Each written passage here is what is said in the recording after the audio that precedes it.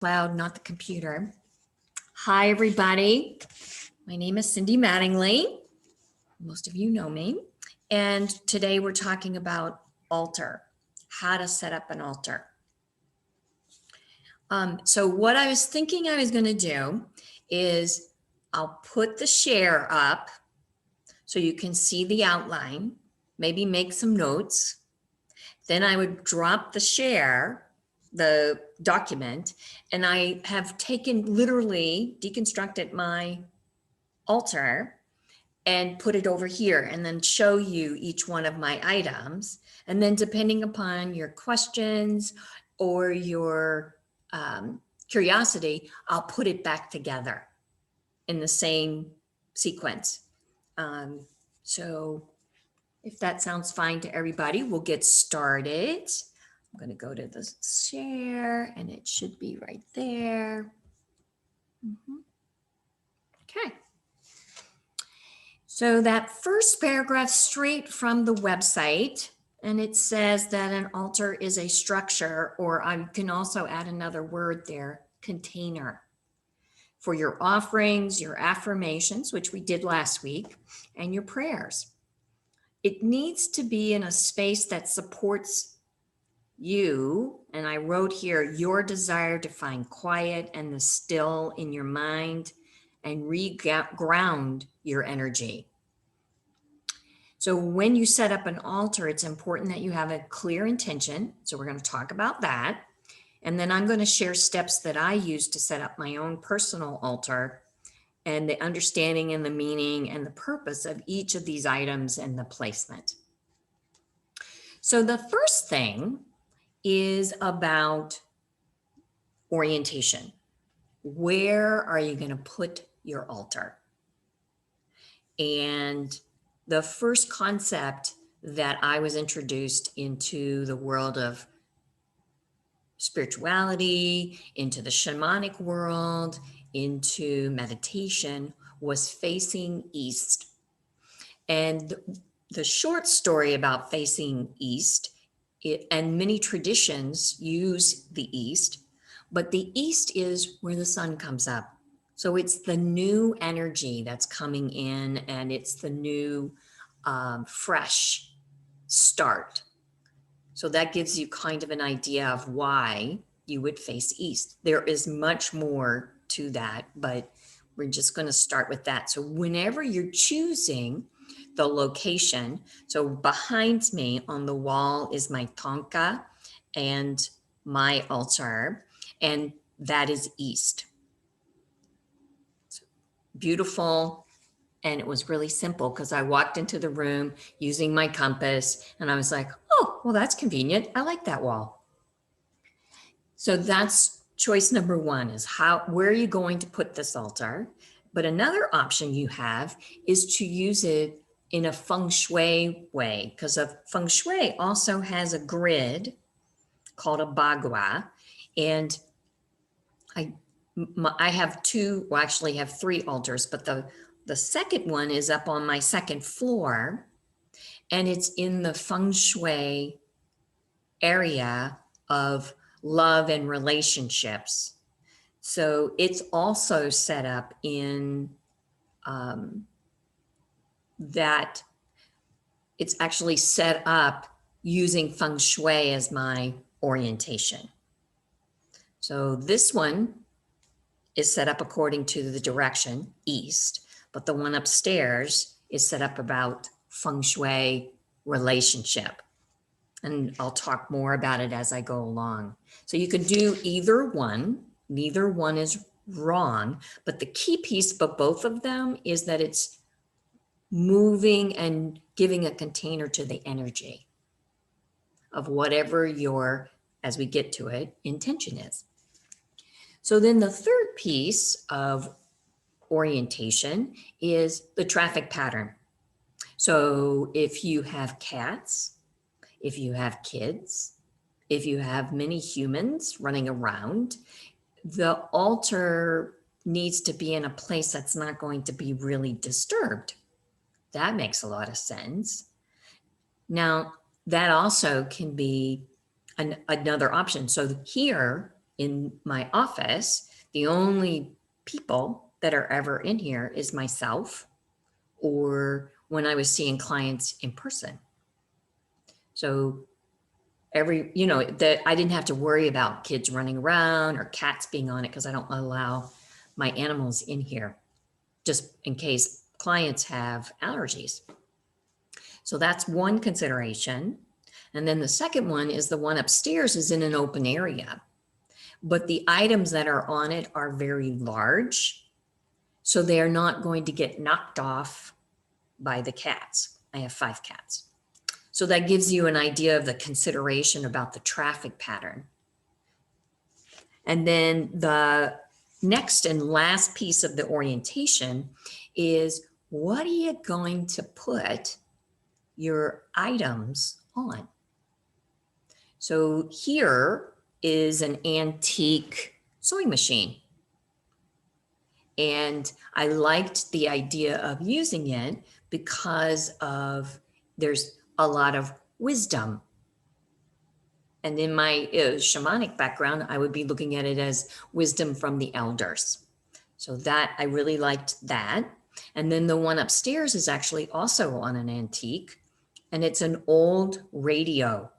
And the radio is as big as the sewing machine. It's huge. And so it's perfect height for a table, if you will. So you think about, it doesn't have to be big. It can be a small table. I've helped clients. So if I move down to intention, I've helped clients make small memorials for, say, their mother, their father, their partner that has passed. So that just needs maybe the picture of the person and a candle or a prayer that the person would use every day.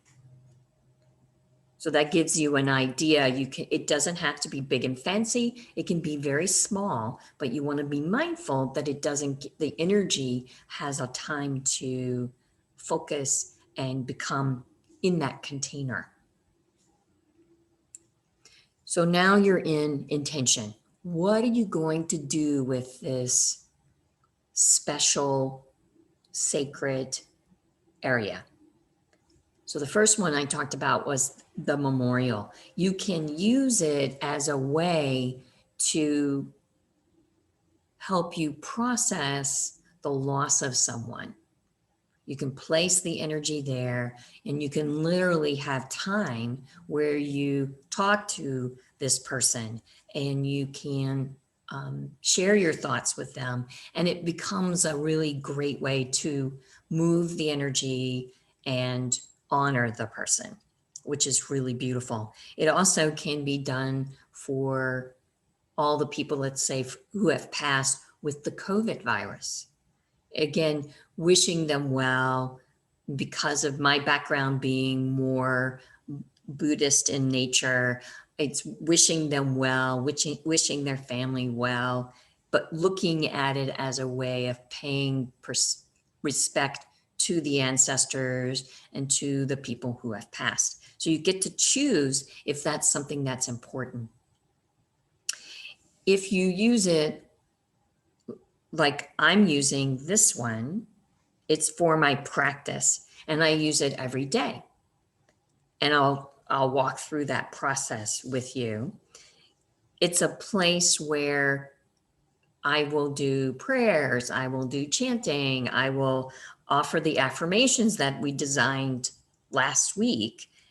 All of this is to infuse this space and to clear my energy and to really help me ground into the day. And then I can clearly meditate with all this energy. So you want to be thinking about, what am I using it for, right?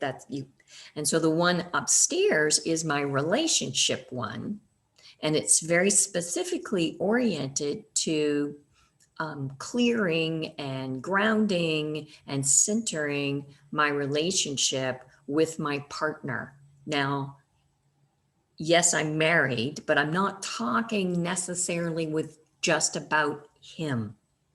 I'm talking about the relationship of being in a long-term relationship, because relationships in general aren't always easy. I'm asking for this particular altar to help the energy move, that we grow, that we can navigate all the challenges that happen in the world there.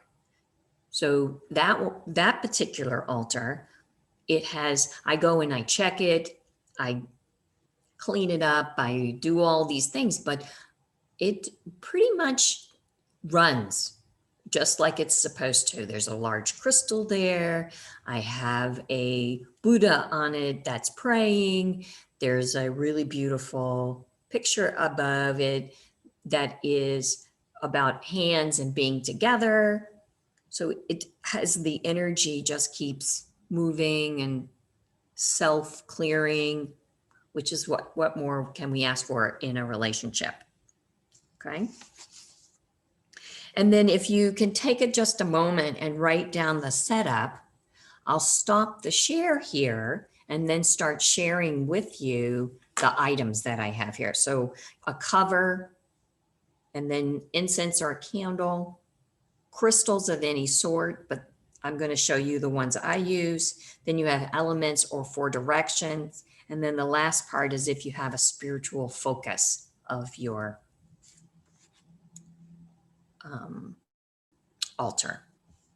So, whoops, there it is. So just checking in to see if anybody has any questions at this point. All okay, good. All right. So the first thing I'm going to share with you is the cover. Now this is, it looks like a table runner, right? That's basically what one of my clients is, a seamstress. So she was very kind to make this for me, very specifically, so that it's not too wide. You can use a scarf. You can make your own. Before she made this for me, I actually, my husband's grandmother was, she did lace. So I used to have, again, antique lace on my altar. And again, that's part of that's ancestors. Part of it is the wisdom. Part of it is this, you know, for me, I see grandmothers and they're just love. Sometimes it's not necessarily easy, but usually they are very much full of love for the grandchildren. So that was my connection to the item. And then when she made this for me, she chose the color.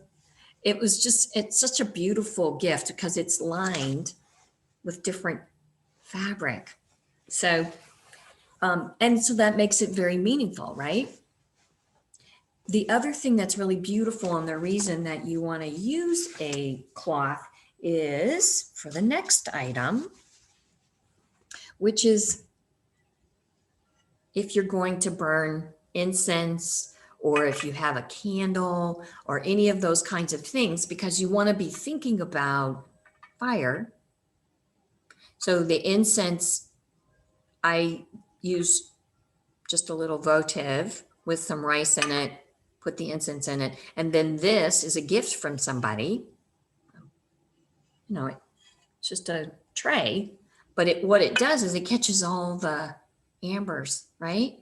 So one, it's the practical part, keeping my altar clean and clear. It also makes it really easy to clean up, right? So it's got all those positive pieces in it. But the key piece is you put the cloth on it, and then this is the next step in my altar. This is what I do. I light a piece of incense to start my practice. Okay. And then the next item is you can use crystals, right? And crystals have lots of meanings, but the one I use is a stick of selenite, raw selenite, and I put it in front of the fire in front of that. So it's it's closest to you. So this is east. So it would be at the most west of the actual top of this. And you'll get a chance, hopefully, to see that again. But the idea is that it's selenite, we know, is an automatic clearer because it's alkalinity. So I put it in the front so that it clears everything that's going on. Again, what I'm doing is, one, being practical, but two, I'm really wanting to set up the energy to be a flow. All right, so, but you can use anything there. Anything that you want to, using either the candle or the incense, to fire up. What is it that you want to infuse in your practice? Any questions about those three pieces? A cover, some kind of fire element is what you want to do. If you're going to use a candle, you want to either have a candle that's in a nice container. So sometimes I would use, I have a rose quartz stone, and then you can put a little votive in it. So again, it's safety. If I walk out of the room because my husband needed me, or I heard the cats or whatever, then I don't have to worry about it. It's safe. So you want to be very conscious of that if you have to leave an emergency. And then crystals, again, I know we've talked about crystals in other Magic Mondays, but again, you get to pick. What is the intention that you're setting up for this really sacred space? And it's really a reflection of you. What is it? And then I have another altar, but it's a reflection of my desire to be in a good relationship, that it's constantly clearing, because no relationships, like we know relationships aren't like this. Relationships are like this. And I want to be able to navigate that energetically. Okay. So now the next thing is elements and the 4 directions. So east, west, right? North, south. That's the 4 directions. So east, what I did is air, and the element that I used for east and air is a feather. This is, again, a gift. It's a red hawk feather. One of my clients showed up with it. Needless to say, I think they're a fabulous person. So that's one piece. And then the water element, this is also a gift. This is a shell. So incredible and beautiful. And the way I set it up is I have a little pillow for it.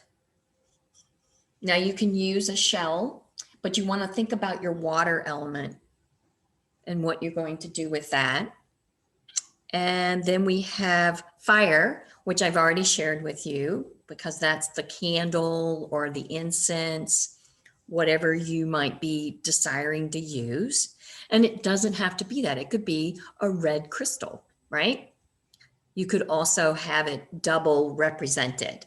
I'm using it in my center with the incense, but you could also decide that, oh no, I want to have a red rock in there. So you can do any of these things. There are no rules. Lovely. And then you have the earth element. So what I've chosen, or what I use, is this is olive wood Madonna. Again, a gift. And this is Kuan Yin, and she's metal. It's real heavy. So both of those are earth elements, right? Wood and metal. And depending upon whether you're practicing, say, Chinese elements, they might call them other things, but they both come from the earth. And because the earth piece is all about grounding, I actually use both of these. So that gives you, my intention is I want to ground my practice. Okay. So, and then when I set up the altar, just because of the object size, I'm not going to be able to go, east, west. But my intention is that the energy is that way because I'm creating a container. All right. And then the last piece is, and this doesn't mean you have to do it this way, but these are mine. This is what I do. I can't even tell you the number of things that I've studied, but the element that I am the most connected to is the divine feminine. So divine being, I want to go the highest possible, purest vibration that is available. And then the feminine is the receptive, the nurturing, the sharing, all these pieces that are very meaningful. Doesn't mean I don't want to also have the masculine, because the masculine helps me organize Magic Monday and have a container. And I've used these kinds of masculine words. But the one that helps me the most is listening, being receptive,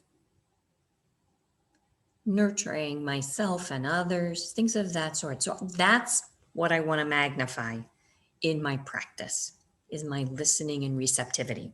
So both of these are Madonnas, and they're Greek icons, and they were both also gifts. So I use those on my altar. So you can already see a theme, right? My earth elements were what?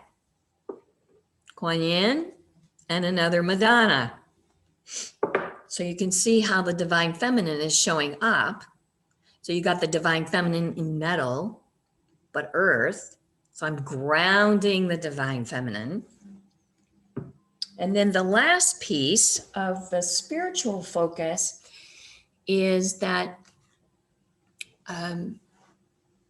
there are, in many different traditions, these divine virtues: faith, hope, love. We've heard all these.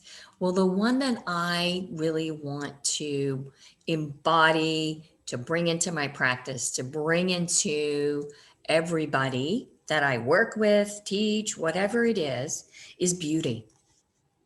It's an appreciation for and a gratitude for all the things that go on in our world.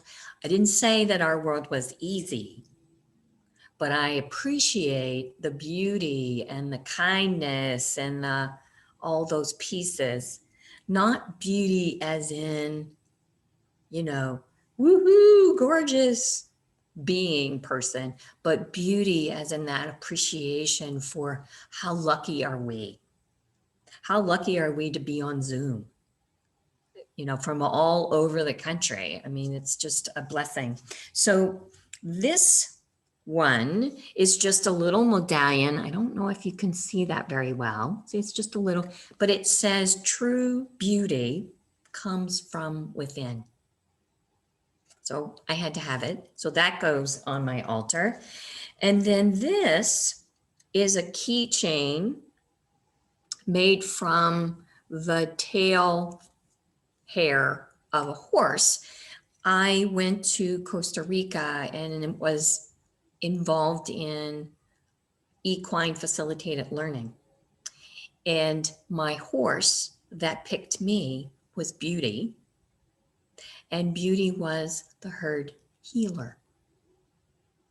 So needless to say, she got my attention because I don't believe there's any accidents, right? So they give this to us as a souvenir. This was, I don't even know, maybe 5 or 6 years ago. but I can still see her, you know, in that. So you don't have to do, actually, I want to back myself up. One of the things that happens is that I'll go, oh, I find another feather. Oh, somebody gives me a little Buddha. Oh, and it gets, then my altar will get full. And there's a day when all I can hear is my altar saying, clean me, clean me.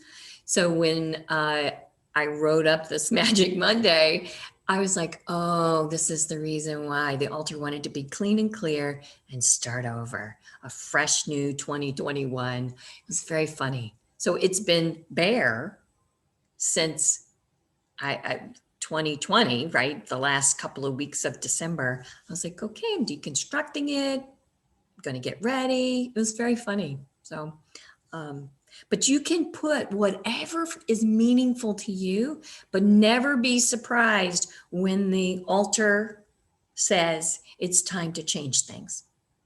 And you can change your focus.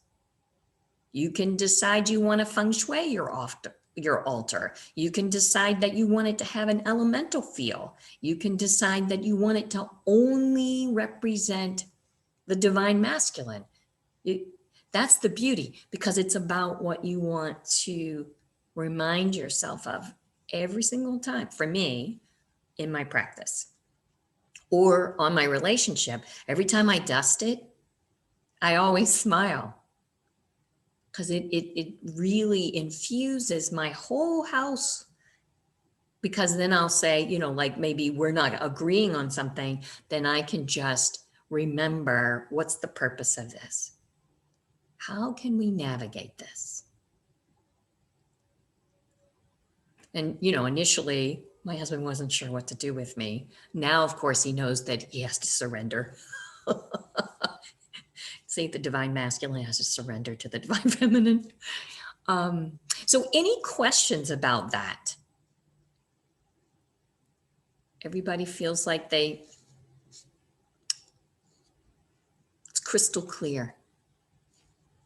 Okay. So do you feel ready for me to construct my altar? What do you think? Jane's shaking her head. Jen's like, she's good. Okay. All right. So I'm going to move my chair. All right. All right. So we're going to start with the cloth.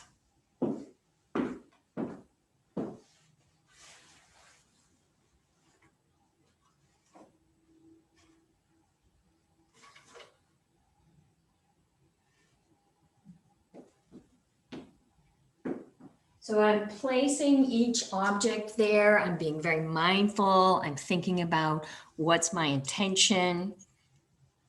Notice I lined it up. I made sure it was balanced. So I want to pay special respect to what I'm doing here. So now I'm going to put my fire element.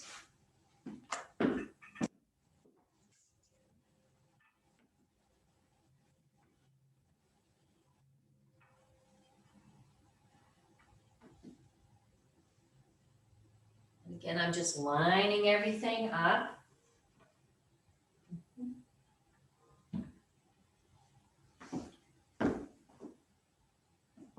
Okay. And now the piece of selenite.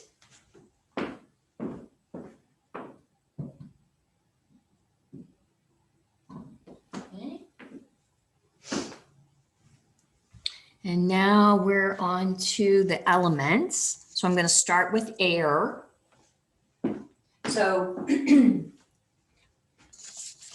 the handout, it's going to say east is air. So east would be at the very back of this. But in this particular case, I'm setting my intention, because this is large and so is the holder. So I'm going to put it on the right side.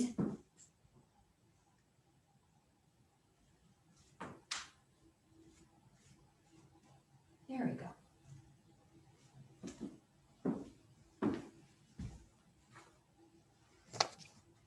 with my intention being that it's in the right place, if you will, right? Now, the next one is water. And in your handout, it's going to tell you that that's for west. So again, you go, oh, okay, that would be at the front. Well, I have a piece of selenite there. So I'm going to put this here.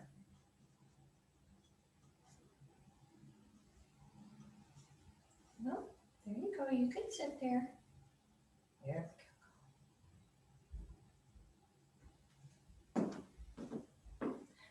And again, my intention is that the feather is holding the air element and the shell is holding the water element. Okay, so now, and we know where fire is. Fire is in the center. And then now I'm going to do the earth piece, which is north. So we know that that would be over here. And I get to choose between these two objects, right? So I think what I'm going to do is I'm going to put Kuan Yin in the north.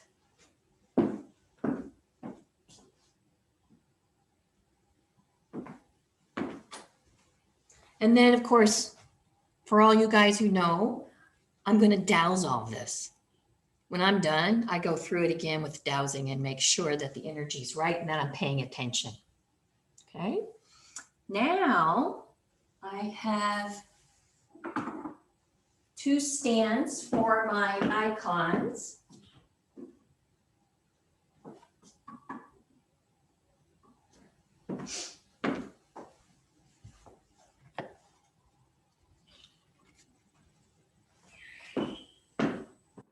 This is the divine feminine, right?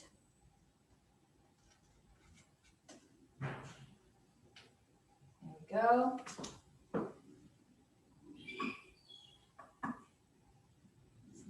Okay.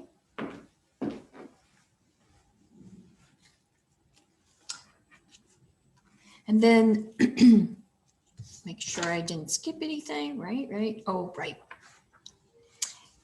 So I really want to put this Madonna on here. Olive wood is from Bethlehem. So again, has a lot. I'm like, okay, I know what I'm going to do with my other earth element. I'm going to put it on opposite corners to support and ground. And then now I'm going to put beauty in this front corner.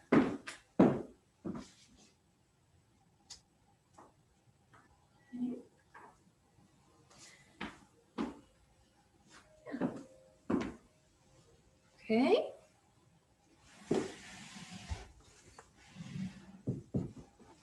Okay. Questions? Comments? What are you going to do? You got an altar already? Anybody have an altar already? Cindy, this is Jane. I think what you did just helped me so much because I overthink. And then when I decide not to overthink, I just clutter my altar. So I have like the beginnings, you know what I mean? Yeah. And I have the Mother Mary because I love that energy. And I have like, if I have something that represents, for example, like a feather, but it's leather, would that still be, or does it have to be like the actual material? Or is it what I set the intention of it? Or like, for example, if it was like a painting of something, you know what I mean? Yeah. Well, in feng shui, remedy, the word remedy is used a lot. And a remedy is about how to balance the energy. So if you have a leather feather and the feather represents air, oh, what do you think the leather represents? That's animal energy. So it could represent earth. It could represent beings. It could, like you could just think about, why does this feather feel so special? Mm-hmm. And then that's the energy of the intention. Mm. And it gets really easy to collect. And the clearer your energy is, the clearer the altar is. I mean, I think upstairs on the relationship one, I have a crystal, the praying Buddha. I have a little thing that talks about love. And then I have, it's called the treasure chest. It's a small Buddhist urn where you make offerings. That's it. That's all that's on it. Very simple, very clear, because I want to have, so you can totally, you could clear off your altar and ask and go through your steps. What cloth do I want to use? Do I want to use a candle? Would I prefer to use incense? You just walk yourself, and you can douse it or muscle test it, and then it will tell you what's for your highest good. And then it'll change as you evolve, right? At least that's the idea. Evolving, right?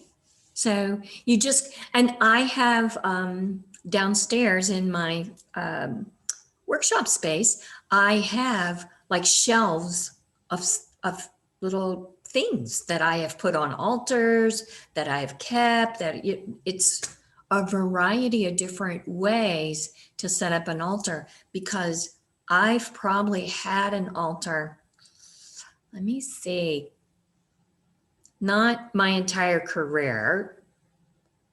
So probably maybe say 30-ish years, because I started studying energy work probably about 30 some odd years ago, because you didn't do energy work in a hospital. Right, Cassie? You don't do it in practice. Absolutely. Yeah. Well, actually more so now. I feel like some centers like have Reiki, and that's so it's it's common, yeah. but it's also, do you offer a prayer? I ask people about that. Is that something that's really important? I mean, Valerica is another great person, because she is very energetically, she has she's like an energy practitioner, and she has a practice. And so I know she offers prayers, and I know, but do you say them out loud? Do people come into my office and they look at this stuff, and that, it's like, what are they thinking? I actually, this sounds kind of crap. I don't care, because I do wish them well, right? It's not like I'm not going to stop being who I am, because I want this to infuse who I am. So you can have your shelf of things that you've collected over the time, Jane, and because you might rotate them, right? And that's all good. Can I ask you, is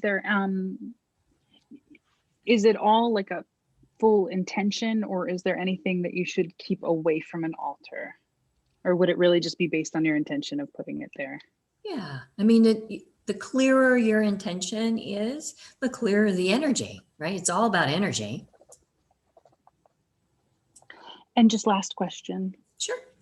If you were looking to do kind of like honoring, like you had said, with people that had passed, but maybe in honoring like ancestor energy and things of that nature, would that be a matter of kind of like you did with the beauty, bringing in objects that you intend to relate to your ancestors, or any recommendation there? You can use anything. Okay. My grandmother is Native American. So for many years, I had a picture of my grandmother to remind me of my connection to this indigenous belief system. And then I started studying shamanic work. And then I started working with the Bon, which is an indigenous religion, or like a Buddhist practice. So you just let the energy, and you douse it or whatever, so that you can facilitate more of who you are. So anything wrong? No, I don't think you can do anything wrong as long as your intention is to be kind and loving to yourself and wish that for the world. I mean, all those things that all of us want to experience, as well as we want everyone around us to experience. So, yeah, good questions, Jane. Thank you. Anybody else? One thing I've been thinking about is altars to kind of honor the seasons or holidays. I know like Valentine's Day is coming up, and that's like a natural time to kind of, like think about relationship or self-love. Or spring coming up is a time to think about like renewal or those sorts of things. I think having Jasper, my son, too, makes me think about doing that as a way of kind of, I don't know, celebrating with him and teaching him about those things. Totally. You can make your altar seasonal. You can change it on every month, because, think about the full moon. Think about, these are the types of energy. You get to decide whatever, floats your boat, if you will, because it's all, for me, it's an energy. So whatever energy speaks to you is the one you should listen to or follow. I mean, I have so many crystals. I'm not a hoarder yet because I use them all. But that it's like using that kind of energy. And sometimes I'll pull a card from my tarot deck, and it has a moon on it, and moon is I have a big connection to moon energy. So, and you just honor what shows up, and you go, okay, I guess you're sitting on my altar for the next couple of days, because this is the energy in the moment. But it gives it a nice place for you to remind you about that, what either your practice is or your belief system is, or what you want to honor. Because everything in life is sacred, but we forget because life is so crazy busy. So, good. Anybody else? Helpful, yes? Jane said, yeah. Okay. Y'all feeling done? I can stop the recording. That would be, so we can, yep. So we're going to stop it. Nope. Don't want to do it. I want to